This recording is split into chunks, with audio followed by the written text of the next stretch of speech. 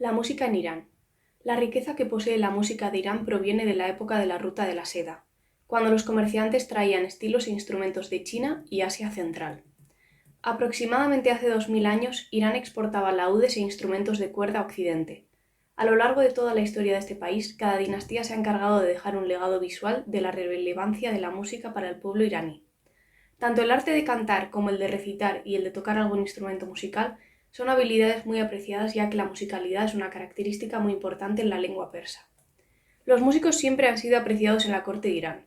Así consiguió una fama legendaria Barbad, el cual era un músico y poeta relacionado con la corte del monarca sasánida Khosrou II.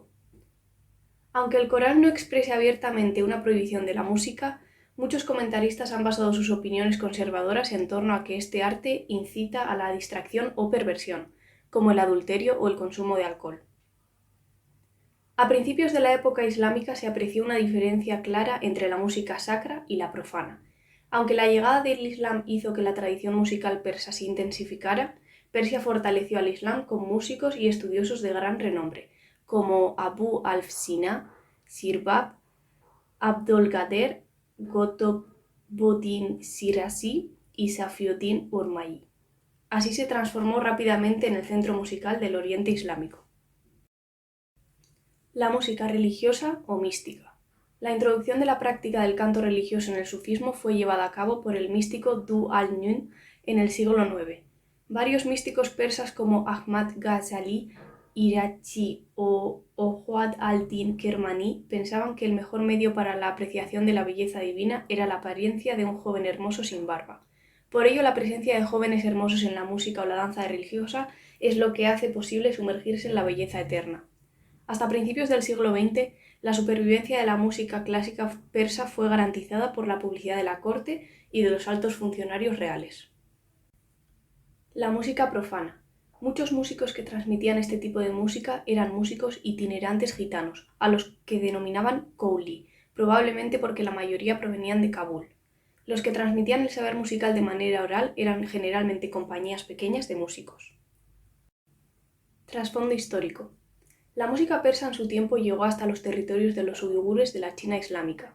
Los persas integraron a su bagaje sonoro patrones gestados en la India, así como las bases teórico-filosóficas de la antigua Grecia. Gracias a la localización geográfica de Persia, se convirtió en el eje de otras culturas como la clásica griega, la turca o la bizantina, contando también con el norte de la India y el occidente de China. A partir de la conquista de los árabes, su influencia en la cultura islámica también se ha hecho sentir en el Mediterráneo en general, el Medio Oriente y el Magreb. Los países como Pakistán, Turquía, Afganistán, Grecia, Azerbaiyán y Armenia han sido influenciados por la música iraní. Como la mayoría de la música persa es improvisada y su transmisión es oral, resulta difícil reconstruir su historia desde períodos más antiguos. Por ello, la información que se tiene es indirecta, como pinturas, poesías o cerámicas, así como escritos de Heródoto, Ateneo o Jenofonte. Hay una leyenda que atribuye la invención de la música a un rey legendario llamado Jamshid. Es a partir del año 642 cuando se produce la conquista islámica, que podemos disfrutar de una información más amplia. Una prueba de ello es una enciclopedia de 21 volúmenes sobre los nombres de artistas y la música que tocaban. Esta enciclopedia se llama Kitab al-Aghani de Abdul Faraj al-Isfahani. Siempre ha habido un lazo entre la música y la poesía persa, ya que la mayoría de los poetas persas eran a su vez músicos. El radif. Se denomina radif al repertorio tradicional de la música clásica persa que establece la esencia de la cultura musical persa. Este es uno de los más antiguos, interesantes y complejos de los repertorios musicales orientales e islámicos. El radif pasó a ser Patrimonio Cultural Inmaterial de la Humanidad de la UNESCO en 2009. Esto se remonta a hace muchos años, cuando un grabado rupestre, llamado petroglifo, fue hallado en Choghamsig, en Dezful, con una antigüedad de 3400 años.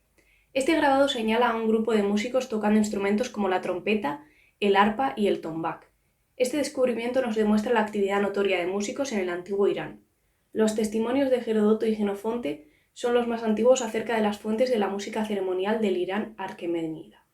Y los primeros documentos datan de la época sasánida. El radif conservado más antiguo es el de Mirza Abdollah y Agha Hossein Gholi. Posee más de 250 unidades melódicas, las cuales son bautizadas como kuse y son organizadas en ciclos. El sistema modal perteneciente a la música irania se asienta en 12 escalas distribuidas en 7 estructuras modales básicas o principales y 5 secundarias. Aunque el arte de la improvisación es en lo que se fundamenta la interpretación de la música tradicional iraní, los músicos igualmente dedican bastantes años a dominar el radif, mínimo unos 10 años de dedicación, ya que este contiene la colección de piezas necesarias para sus interpretaciones y composiciones. La improvisación varía en cuanto al ánimo del artista y también en función de las reacciones del público.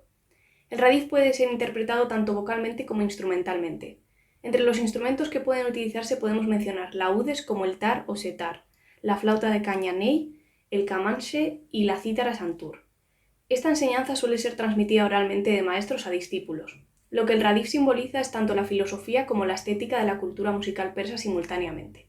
La UNESCO ha denominado al radif como médula de la música iraní. Este tesoro musical refleja la identidad cultural y nacional del pueblo de Irán.